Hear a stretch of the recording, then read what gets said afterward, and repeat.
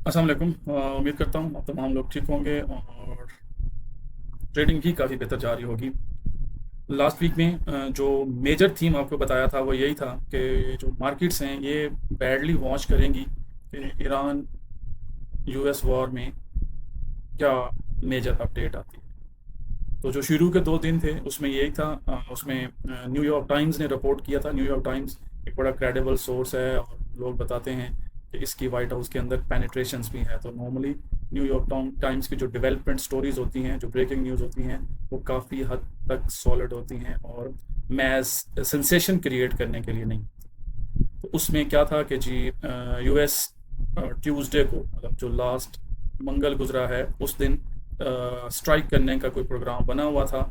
But वो जो latest Intel मिली थी, मतलब जो इंटेलिजेंस सोर्सेज रिपोर्ट्स देते हैं, उन्होंने कहा था कि ईरान की प्रिपरेशन जो है ना वो अबव स्टैंडर्ड है। ऐसी सूरत में जब अब ईरान रिटेलिएट करेगा तो ऑब्वियसली जो उसका अल्टीमेट टारगेट है, जो यूएस की प्रॉक्सी है यहाँ पर मिडल ईस्ट के अंदर, जैसे यूनाइटेड अरब एमिरेट्स कहते हैं, जो ईरान वाकई ही उसको ना, जो कहते हैं ना कि वो ऊँटों वाले दौर में भेज देगा, तो वो ऐसा हो जाना था। प्लस कुछ और भी इंटेल्स थी कि रशियन चाइनीज़ लेटेस्ट वेपनरी जो है वो भी ईरान पहुंच चुकी है और ईरान हरगिज़ उसे यूज़ करने से बाज नहीं आएगा। इसमें माइट पॉसिबल कि जो यूएस के शिप्स हैं जिन्होंने ब्लॉकेट की हुई है स्टेट ऑफ हॉर्मूज़ की, उनको भी हिट करें। तो फिर क्या हुआ कि डोनाल्ड ट्रंप ने ट्यूसडे में अनाउंस कर दिया कि मुझे गल्फ़ कंट्रीज़ के ढेर सारे दोस्तों ने, जो कि हमारे एलाइज़ हैं, उन्होंने हमें कहा है कि भाई छोड़ो यार, क्या ये किन चक्रों में पड़ रहे हो। उसके बाद से फिर क्या हुआ, डिप्लोमेटिक एफर्ट्स दोबारा तेज़ हुई और जिसमें फिर पाकिस्तान के फील्ड मार्शल सैयद आसिम मुनीर साहब और कतर का डेलीगेशन, फिर इसमें सऊदी अरेबिया भी शामिल है, टर्की भी शामिल है, लेकिन बैक एंड पे चाइनीज़ और रशियन इन्वॉल्वमेंट भी है।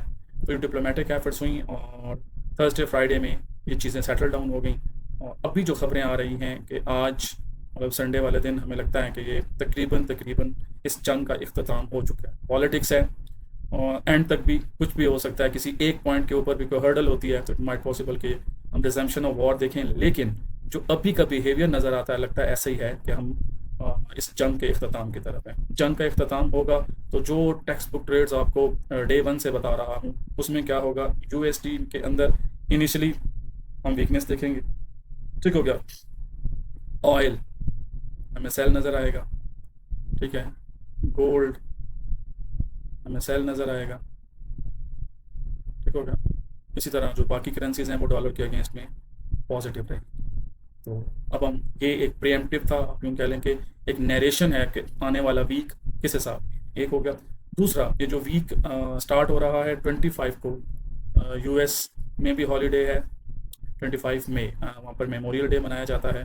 और इसका क्या है कि यूएस में हॉलीडे है, यूके में हॉलीडे है, यूरोप में हॉलीडे है।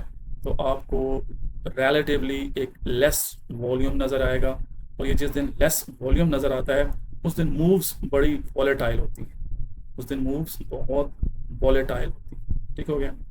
अच्छा, मैं वहाँ शायद ऊपर ना गोल्ड को सेल कह गया हूँ। गोल्ड इनिशियली अपसाइड जाएगा, इस जंग के ब्रीदर के तौर पे गोल्ड अपसाइड जाएगा। फिर अपसाइड के बाद गोल्ड के अंदर जो है ना वो हमें एक डाउन रैली देखने को आ सकती है। वो जो आएगी हम आपको टाइमली इसके ऊपर अपडेट करते रहेंगे। ठीक है। अच्छा जी, अब आ जाते हैं। ये तो क्या था, आपको थोड़ा सा ना सेंटीमेंट बताया। अब हम देख लेते हैं कि डॉलर के ऊपर क्या है। डॉलर में लास्ट वीक में एफओएमसी के मिनट्स थे और वो मिनट्स क्या बता रहे हैं, वो मिनट्स बता रहे हैं कि भाई मेंबर्स हाइक की बातें कर रहे हैं। ठीक हो गया। जो होल्ड था वो हॉकिश होल्ड था और रेट हाइक का रिस्क मौजूद है। यकीनन इस जंग की बंदिश के बाद से ये प्रोबेबिलिटीज ड्रॉप होंगी। इस वक्त चांसेस हैं कि जो दिसंबर की मीटिंग है इस साल, इट माइट पॉसिबल हमें रेट हाइक देखना पड़ जाए। लेकिन उसमें क्या डिपेंड करेगा कि फ्यूल की प्राइसेस कहाँ हैं नेक्स्ट वीक में, डिपेंडेड अपॉन दिस इस वार के क्लोजर के। जो बेस्ट ट्रेड है ना यार, वो ऑयल का सेल है। और ऑयल में आपको बता दूं कि अगर ये जंग वाकई ही रुकती है और जो अभी ड्राफ्ट सामने आया है, ऑयल में $30 to $40 की मूव ऑन द कार्ड्स है। क्यों? क्योंकि ईरानियन सप्लाई जब ओपनली यूएस की सैंक्शन लिफ्ट होंगी तो ऑयल बहुत नीचे आएगा और ये ग्लोबल इकोनॉमी के लिए बहुत अच्छा है। तो साढ़े वास्ते भी अच्छा है। ठीक है ना। 400 प्लस में ऑयल दे रहे हैं, कोई किसी तरह का बिजनेस जो है ना वो चल नहीं पा रहा। तो मैं तो कहता हूँ यार, वो जो कल एग्रीमेंट होना है ये आज हो जाए, ताकि कुछ ये जो हम पाकिस्तानियों ने अभी ईद उल अज़हा मनानी है, तो वाकई ही में इस ईद की खुशी दुबाला हो जाए। फ्यूल की प्राइसेस 100-150 कम होती हैं, सॉरी, तो हमारे यहाँ भी जो बिज़नेस है वो दोबारा से रिवाइव होना शुरू हो जाएगा। ठीक है। और ये पूरी दुनिया का हाल है, सिर्फ हमारा हाल नहीं है। अच्छा, मार्केट का स्नैपशॉट देख लेते हैं कि डॉलर कहाँ रुका हुआ है। Dollar index, euro USD, dollar में जब सेफ्टी का जाएगा प्रेशर में था। पाउंड, अब दोस्तों ने कुछ ने बड़ा खूबसूरत कमेंट भी किए, मज़ा आया। पाउंड का बताया था कि ये गिर रहा है तो दैट इज़ एन अपॉर्चुनिटी। यार यही ना, आप जो भी आपका मेथड होता है, लॉजिक बेस्ड ट्रेडिंग करें ना तो मज़ा ही कुछ और होता है। पाउंड गिर रहा है पॉलिटिकल प्रेशर्स को लेके, तो पॉलिटिकल प्रेशर्स में जो ही कोई विंडो बनती है ना तो ये रिकवरी होती है। और ये आपको टाइमली बताया था, मतलब इंस्टा के ऊपर, यूट्यूब के ऊपर, टिकटॉक के ऊपर। मतलब मैं इतना गुड नहीं हूँ, लेकिन मुझे जहाँ मिलता है मैं कुछ छोटा मोटा अपडेट शेयर कर देता हूँ। तो आप दोस्तों से अपील है कि उसको फॉलो अप करता रहा करें। और पाउंड में अभी भी स्ट्रेंथ का एलिमेंट मौजूद है। आदो के थोड़ा डाटा जो है इस दफ़ा इतना मज़े का नहीं आया, बट आगे जो चीज़ें हैं, क्योंकि वहाँ पर इन्फ्लेशन और बाकी मामला थे थोड़े, तो वो अभी थोड़ा सा इसको सपोर्ट कर रहे हैं। यूएसडी जापानीज येन, हल्की सी करेक्शन आती है तो ये अगेन एक अच्छा पेयर होगा। सीपीआई वहाँ पे ड्रॉप हुआ है। बाकी अब आगे चलते हैं ना तो बात करते हैं पूरे मामला की है। अच्छा, मैं फिर बता दूं कि ये प्रेजेंटेशन मैं, ये मेरी टीम का कोई बंदा नहीं बनाता, ठीक है ना। मतलब आप सोच रहे हो कि यार बात भाई बैठ के तो ये पावर पॉइंट के ऊपर पता नहीं क्या कुछ करते रहते हैं। नहीं, मैं सिर्फ सैटरडे को या संडे को क्लाउड एआई को कहता हूँ कि मुझे समरी सेंड कर दो, ये सारे फिगर, ये सारे एनालिसिस उसके होते हैं।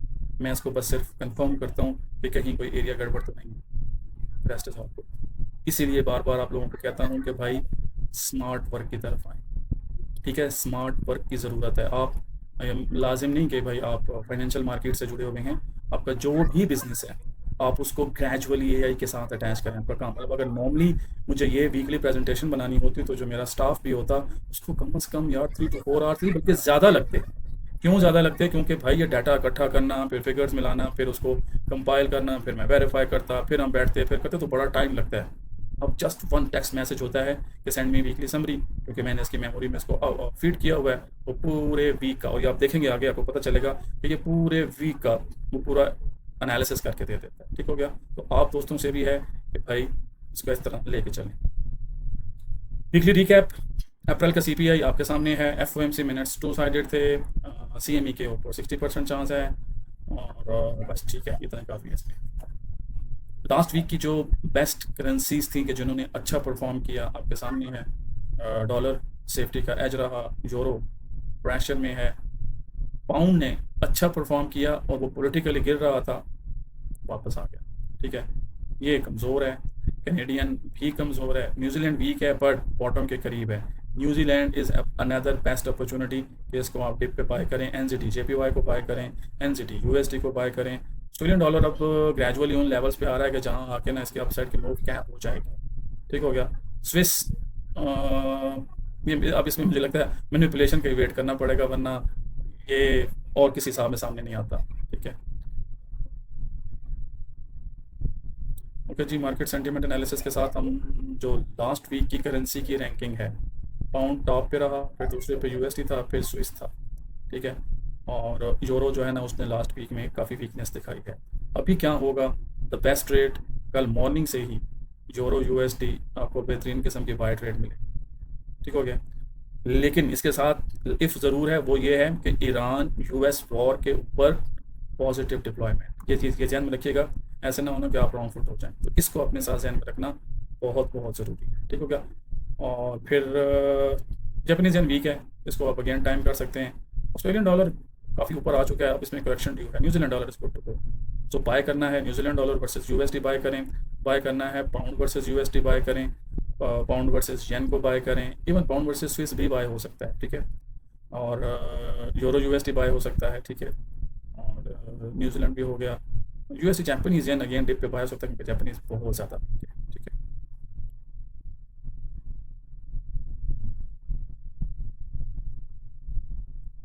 अच्छा, अब हम ज़रा इसको सेंटिमेंट के हिसाब से सीएफटीसी की पोजीशनिंग का एनालिसिस देख लें। यूएसडी इंडेक्स में क्या हो रहा है? नेट शॉर्ट एक्सट्रीम कवरिंग चल रही है, अब शॉर्ट स्क्वीज हो रहा है। शॉर्ट स्क्वीज हो रहा था अभी पिछले वीक, ये रिपोर्ट ट्यूसडे तक की है। अब यहाँ देखें ना, आपका एनालिसिस खुद काम आता है। अब अगर आपको नहीं पता कि सीएफटीसी रिपोर्ट रिलीज़ कब होती है, तो आप तो यहाँ रॉन्ग फुट हो जाएंगे कि डॉलर में बाय है। बाय नहीं है। ठीक है, डॉलर की में ट्यूसडे तक तो बाय थी, उसके बाद से क्या है? सेंटीमेंट बदल गया है। ये पोजीशनिंग हमें नेक्स्ट रिपोर्ट में नज़र आएगी कि भाई इसमें से बाइंग निकलना शुरू हो गई। ठीक हो गया। यूरो का हमने बता दिया है, पाउंड का भी बता दिया है, और यहाँ पर इतना कुछ नहीं है कि आपके साथ शेयर किया जाए। वैसे अगर आप लोग कमिट करेंगे ना कि आपने कौन कौन सा पेयर किया है ट्रेड, तो फिर मेरे लिए ना बड़ा आसान हो जाएगा कि मैं उन पेयर्स के ऊपर बाकायदा उनके चार्ट और जोन भी मार्क करूँ। क्योंकि देखें, कमेंट में ना आप ये मत लिख दें कि यार माशाल्लाह गुड, नहीं, वो नहीं चाहिए। आप लिखें यार हमें ये प्रॉब्लम है, ताकि ना उन प्रॉब्लम्स को एड्रेस किया जाए। मकसद क्या है कि यार ट्रेडिंग को अपने लिए हमने फ्रूटफुल बनाना है। तो जब फ्रूटफुल बनाना है तो उसमें मुझे आपसे एप्रिसिएशन नहीं चाहिए, मुझे आप वो बताएं कि यार ये चीज़ में प्रॉब्लम है, हम उस चीज़ को लेके आएँ, इस चीज़ में मसला है, हम इस चीज़ को लेके आएँ, ताकि कुछ थोड़ा सा ना बेहतरी आए। ठीक है। अब देखना इससे कितना खूबसूरत काम कर दिया है। अब इसने मुझे लेवल्स भी दे दिए। ठीक है, अभी मेरे पास इसके लेवल्स भी मौजूद हैं। यूरो यूएसडी के बेरिज बता रहा है, लेकिन सेंटीमेंट मैंने अलाइन करना है। तो अब मुझे ये जो जोन है परफेक्ट है कि मैं इसको बाय देखूँ। ये रेजिस्टेंस नहीं है, ये मेरा टेक प्रॉफिट बन जाएंगे। सेम मुझे यहाँ भी बाय देखना है, हाँ यहाँ भी मुझे बाय देखना है।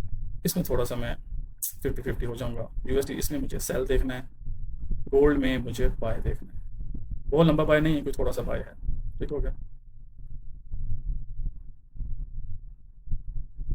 अच्छा, इस वीक के अंदर जो बहुत इंपॉर्टेंट इवेंट है, मैं फिर रिपीट करूंगा कि मंडे वाले दिन मार्केट्स बंद हैं। मंडे को यूएस में हॉलीडे है, यूके में हॉलीडे है, तो मंडे को मार्केट्स बंद हैं। 4 डेज़ की मार्केट है। फिर यहाँ पर पाकिस्तान, इंडिया, बांग्लादेश, इन गल्फ कंट्रीज़ में भी ईद उल अज़हा होगी, तो रिलेटिवली एक्टिविटीज़ कम होंगी। ठीक है। तो मेजर इवेंट क्या है? पीसीई क्या है? अब पीसीई क्या है? ये फेडरल रिज़र्व का एक इम्पोर्टेंट टूल है जिसके तहत वो एंड यूज़र की इन्फ्लेशन को मेजर करते हैं।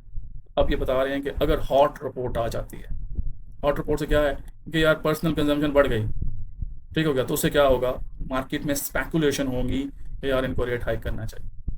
ठीक हो गया, वो रेट हाइक करेंगे, लेकिन इसका इम्पैक्ट म्यूट हो जाएगा अगर वहाँ पर हम यूएस ईरान के दरमियान विन विन, मतलब ऐसी सिचुएशन कि जिसमें ईरान भी खुश और यूएस भी खुश। अभी सिचुएशन वही बन रही है। ठीक है, ये दोनों खुश हैं, दोनों अपनी जगह पे विक्टोरियस हैं। और फिर ईरान की सप्लाई मार्केट में आती है, तो क्रूड ऑयल नेक्स्ट वीक में वो मतलब अभी भी वो कहीं $100 के करीब है। तो ये नेक्स्ट वीक इसकी जो क्लोजिंग है ना, depending upon this particular agreement, ये हमें $80 to $85 नज़र आ रही है। माइट पॉसिबल ये इससे भी नीचे जाए। तो क्रूड ऑयल की ट्रेड दोस्तों मिस नहीं करना। ठीक है। अच्छा, और पीसी आता है, जंग ख़त्म होती है तो उसका इम्पैक्ट म्यूट हो जाएगा। बट जंग जंग कंटिन्यू रहती है, या वहाँ पर कोई हम समझते हैं कि यार कोई नहीं हो पाता, वो कहते हैं क्या कहते हैं ना, कोई मज़ेदार किस्म की डेवलपमेंट नहीं हो पाती, तो फिर इसका इम्पैक्ट हमें देखने को मिलेगा। ठीक है। इस वीक के की इवेंट्स में देखें तो जापान इम्पोर्टेंट है, जीडीपी अच्छा भी आ जाए तो भी कुछ मज़ेदार नहीं होगी। पीएमआई ये Australian news and dollar trade करने के लिए बेटर है। आरबीआई मीटिंग मिनट्स ये हमें इनसाइट बताएंगे कि नेक्स्ट हाइक करेंगे कि नहीं करेंगे। कंज्यूमर कॉन्फिडेंस इंपॉर्टेंट है, यूएस का कंज्यूमर कितनी हीट ले रहा है। न्यूजीलैंड वालों की मीटिंग है, अगर ये होल्ड करते हैं तो लैंग्वेज अंडरस्टैंड करेगी कि क्या करना है। ठीक हो गया। फिर ऑस्ट्रेलियन सीपीआई है, ये बताएगा कि अगला रेट हाइक करना है ऑस्ट्रेलिया ने कि नहीं करना। और इवेंट ऑफ द वीक पहले भी डिस्कस कर चुके हैं, वो इसी का डाटा है। अब यहाँ ये लिखा हुआ है मंडे वाले दिन US memorial day, US markets close, thin liquidity, gap, risk on, don't trade. ठीक हो गया ना। तो कोशिश करनी है कि करनी भी ट्रेड है तो with logic, with controlled risk. Institutional flow and inter market relationship, ये हम बताऊंगा भी, तो आप लोगों ने समझना कोई नहीं है, इसको हम आगे लेके चले जाते हैं। और डे एग्जीक्यूशन ट्रेडिंग प्लान हर एक का अपना है, कुछ भी नहीं बताता। समरी बता दूं तो मेन ड्राइवर बता दिया है, मेरे ख्याल से कुछ ऐसी चीज़ नहीं है। बाकी आप लोगों दोस्तों के कमेंट्स होंगे, वो कमेंट्स साथ साथ चलेंगे तो और भी चीज़ें जो है ना वो बेहतर होना शुरू हो जाएंगी। आज इंशाल्लाह क्रिप्टो के भी कुछ एनालिसिस करने हैं कि आने वाले टाइम में यूएस में काफ़ी लेजिस्लेशन चल रही है और अब जंगों के माहौल ख़त्म हो रहे हैं, तो माइट पॉसिबल एक रैली आए, तो वो क्या क्या अपॉर्चुनिटी है, कैसे हंट करना है। तो भी क्रिप्टो के ऊपर भी एक वीडियो जो है ना वो भी मैं कर दूँगा। चैनल को मैं तो नहीं कहता हूँ, यहाँ पर मेरा एआई कहता है आप लोगों से कि इसको लाइक, शेयर और वो क्या होता है सब्सक्राइब करना, तो वो कर लें। अगर नहीं करता दिल तो ना करें, कोई मसला नहीं। ठीक है। हाँ, कंटेंट को बेटर बनाने के लिए अपने आइडियाज़ भी दें, प्लस अपने इश्यूज़ भी बताएं, ताकि जो वीडियोज़ हैं ना वो उस हिसाब से बने। थैंक यू, अपना ख्याल रखें। और हाँ, तमाम मतलब जिन जिन एरियाज़ में ईद उल अज़हा होनी है दोस्तों को और ईद उल अज़हा मुबारक, और प्लस सारी दुनिया को यूएस ईरान वार की जो जंग ख़त्म हो रही है, क्योंकि पूरी दुनिया ही डिस्टर्ब थी। आई होप कि पीस विल प्रिवेल और हमें आगे बेहतरी देखने को